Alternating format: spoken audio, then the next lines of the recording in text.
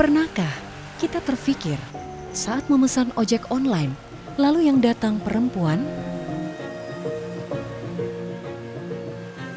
Ada sosok yang bukan hanya mencari nafkah, tetapi terus berjuang melawan stigma, rasa takut, dan ingatan buruk tentang pelecehan di jalanan. Pendapat mereka itu kalau namanya driver perempuan tuh dipandangnya remeh. Gitu loh, terlalu dipandangnya remeh, terlalu dipandangnya rendah. Padahal kan kita nyari nafkah buat anak kita, ya kan, buat kehidupan kita kan kita halal gitu loh.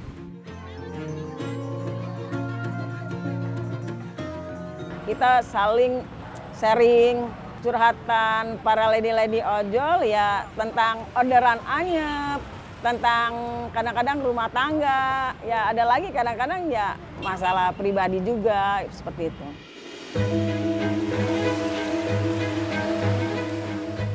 Di tengah lapangnya jalan tetapi sempitnya peluang kerja, banyak perempuan memilih turun ke jalan.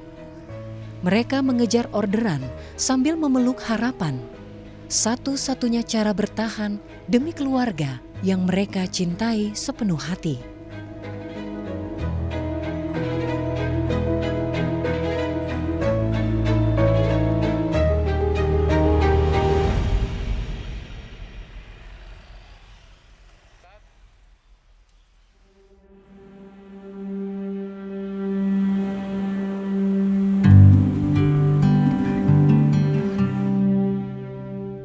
Sejak kemunculan layanan ojek online tahun 2015, jumlah pengemudi terus tumbuh pesat. Dalam 5 tahun terakhir, lebih dari 4 juta orang menggantungkan hidup pada aplikasi. Dan sekitar 20% diantaranya adalah perempuan. Bagi mereka, aplikasi ini seperti pintu darurat. Usia dan pendidikan seringkali menjadi tembok yang menghalangi pekerjaan lain yang lebih layak dan pasti untuk masa depan. Sejak 2016, Liz Giartini menghabiskan hidupnya di atas motor, bekerja sampai 16 jam setiap hari. Tidak ada hal yang lebih nyata baginya selain kewajiban untuk terus melaju demi kedua anaknya yang ia lindungi. Apalagi kayak aku kan single parent ya, udah bersama suami udah hampir 14-an mungkin ya, 14 tahunan ya. Pagi ngurusin anak tuh ya, ngurusin anak, terus nganter anak sekolah dulu gitu ya. Ngurusin anak 2, dari yang kakaknya aja dari masih SD, kelas 1, sekarang udah lulus. Alhamdulillah ya belum lama sih, baru sebulan kerja gitu. Terus yang kedua, masih waktu itu masih di perut, sekarang udah SMP kelas 2.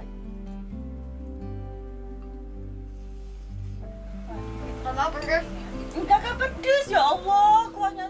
Kalau nariknya itu ya saya berangkat itu nganter anak dulu sekolah jam 8:30 ya. Nah saya kan sekolahnya di paket ya, jadi nggak kayak anak-anak sekolah yang harus pagi gitu.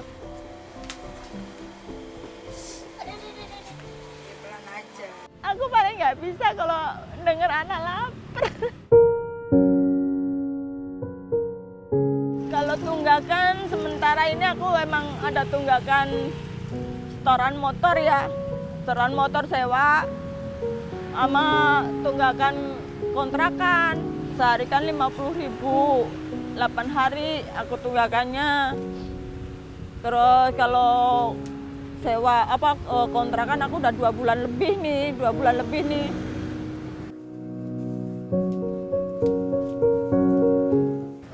Akhir-akhir ini biasa ngalong ya, ngalong itu pulang sampai pagi.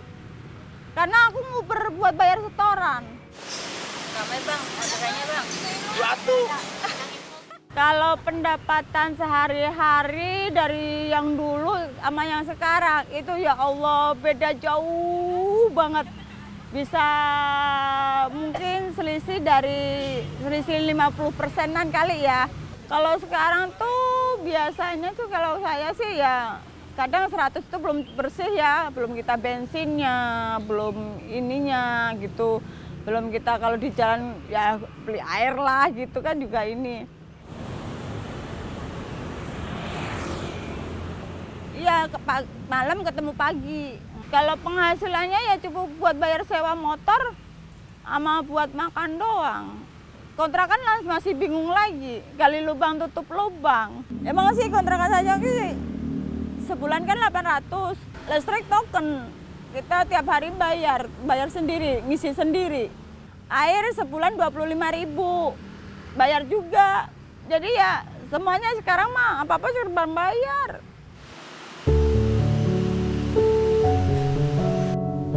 Setiap tatapan ke layar ponsel dan berharap orderan, selalu ada cemas yang pelan-pelan menempel di hati.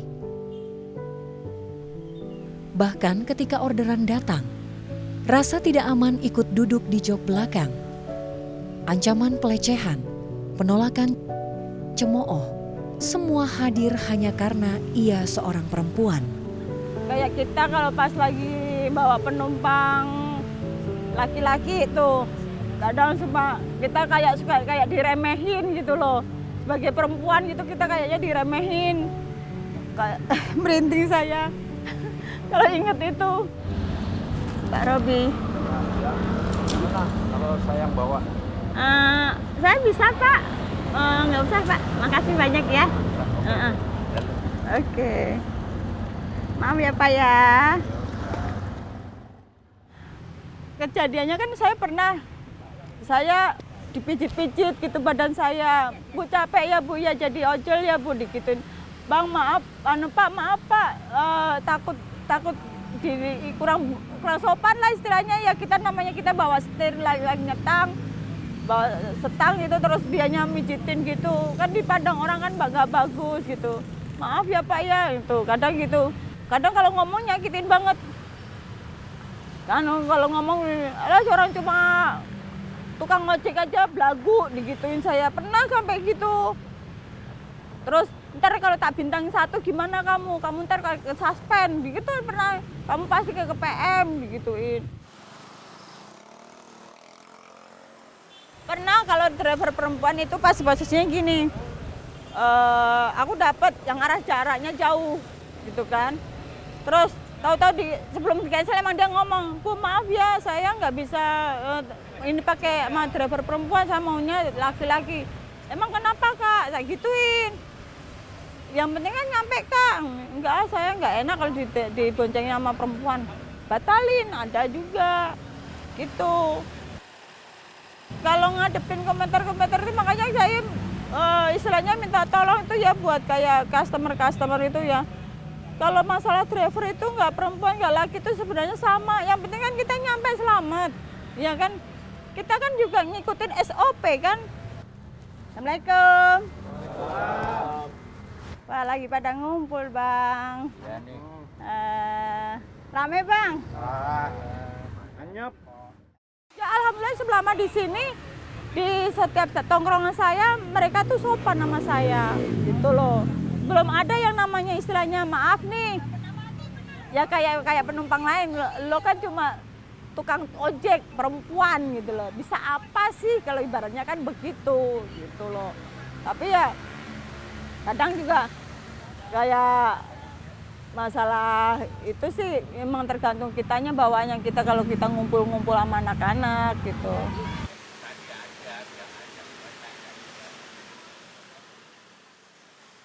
Kadang kalau seandainya kita nggak nyampe target, malah pusing.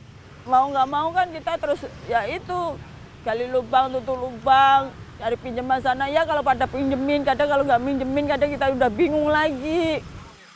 Ya kalau masalah itu mah saya ngerasain berat, apalagi dalam keadaan sekarang ini ya kita nyari susah banget.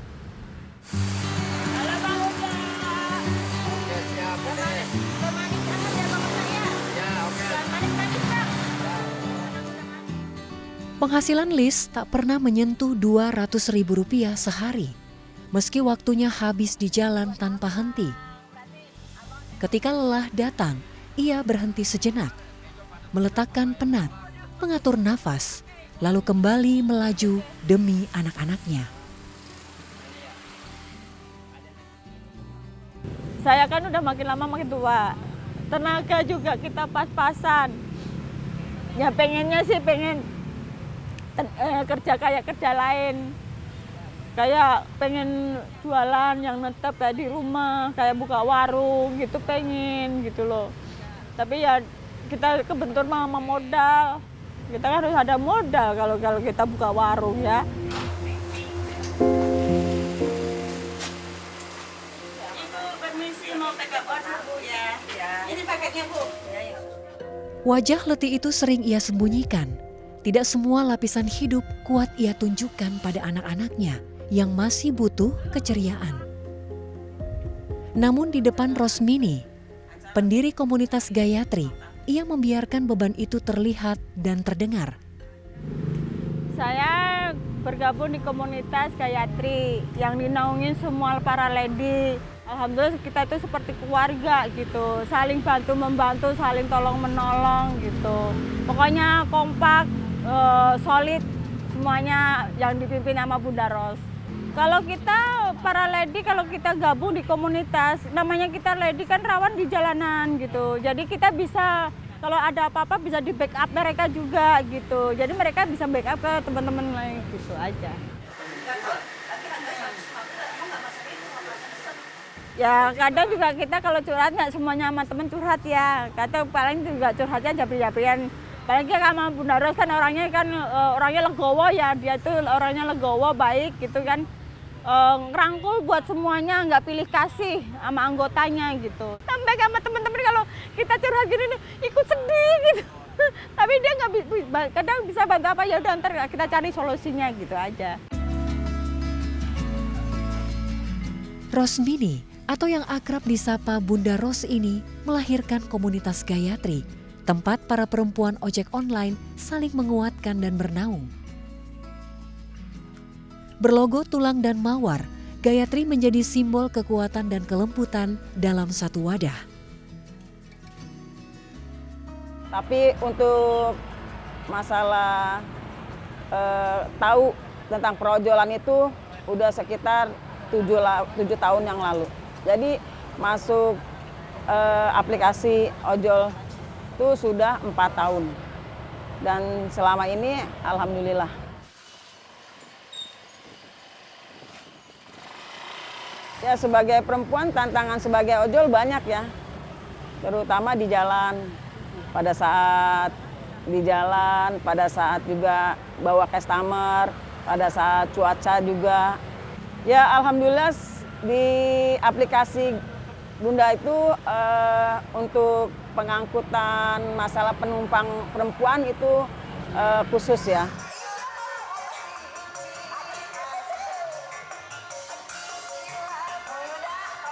Jadi Bunda sendiri ngambil khusus perempuan, tetapi kalau dari aplikasinya itu nyangkut ke laki-laki, paling-paling Bunda itu memberikan saran supaya berpenumpang yang sopan dan baik-baik. Nah, sekarang kita nyari duit 10.000 kayak susah. Angkot kita cuma berapa sekarang? Kalau kita kagak bawa duit apa, kagak bawa makan dari rumah, nyesek pulang-pulang anak kita nyengir nangis dia. Bahu Bunda Ros telah menjadi tempat air mata dan kata-kata dititipkan. Ia tak pernah ragu untuk menangani masalah pribadi para anggotanya. Bahkan pernah menyelamatkan salah satu dari mereka yang saat itu hampir mengakhiri hidupnya karena tekanan kehidupan. Keluh-keluhannya sih ada aja, orderan sepi, dan juga pada saat kita bawa orderan atau cuaca buruk itu kayak hujan, banjir. Gayatri Bunda dirikan sekitar 5 tahun yang lalu, tahun 2020. Karena banyak teman-teman perempuan, terutama Bunda lihat sendiri lady-lady ojol yang butuh kondisipan. Seperti pada saat di jalan, pada saat trouble motornya, pada saat laka.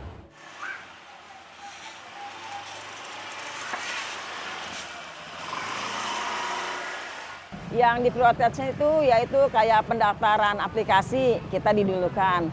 Terus kayak orderan, kita diprioritasin khusus untuk membawa perempuan atau anak kecil aja.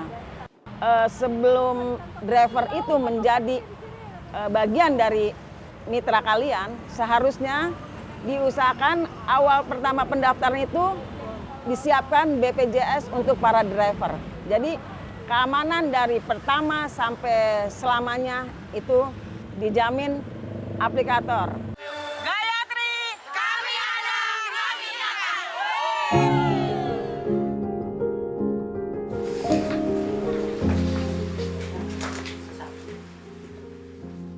Di tengah pendapatan yang seringkali tak cukup bahkan untuk diri sendiri, para perempuan ini tetap memilih untuk berbagi secuil rezeki.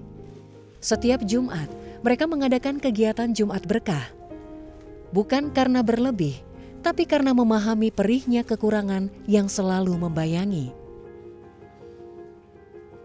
Bagi mereka, berbagi menjadi refleksi atas pengalaman merasakan kerasnya kehidupan sekaligus solidaritas kepada mereka yang juga mengalami kekurangan.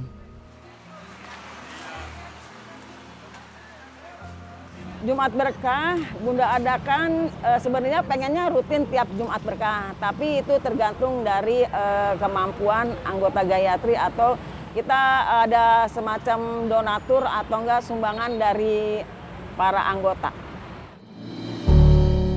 Di bisingnya jalan raya, di kerasnya hidup yang menekan setiap hari, Liz, Rosmini, dan para perempuan ojek online lainnya memilih saling menguatkan.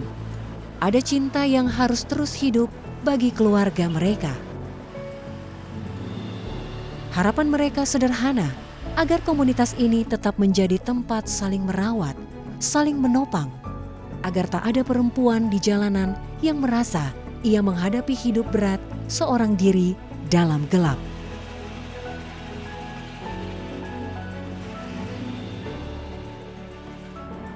Dan Gayatri itu Bunda bangun agar kita semua saling bersaudara, saling mempererat tali silaturahmi dan juga saling membantu.